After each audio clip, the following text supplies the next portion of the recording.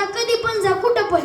परंतु या संस्थेशिवाय असं आनंद कुठंच प्राप्त होणार नाही. किंवा ध्यान ही अशी परमोच्च अशी अवस्था जप करणं हे इतरत्र कुठंच मिळणार नाही. फक्त श्री मौली बालसंस्कार वारकरी शिक्षण संस्थेमध्येच भेटणार.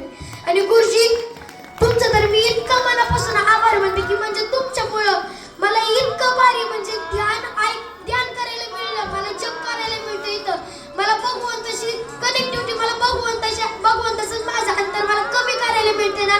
गुरुजी मी तुमचं मनापासून आभार मानते. जेव्हा मला गुरुजी भेटले ना तेव्हाच माझ्या चित्ताची भावना अशी झाली होती की म्हणजे मला माझ्या गुरुजींमध्येच विठुराय दिसला. मी उत्तरेच्या गर्भावरती जेव्हा बाण सोडलं होतं तेव्हा आपले श्रीकृष्ण काय म्हणले होते की जर मी युद्धामध्ये कधीच कौरवांचा द्वेष केला नसेल आणि पांडवांच्या बाजूने कधी लढलं नसेल तर मग आई मेलेलं बाळ पण जिवंत होईल. आणि माझं जर समचित्त भाव राहिला असेल म्हणजे माझं चित्त कसं असेल समान असेल तर मग हे मेलेलं बाळ काय होईल, जिवंत होईल. तर अगदी त्याच प्रकारे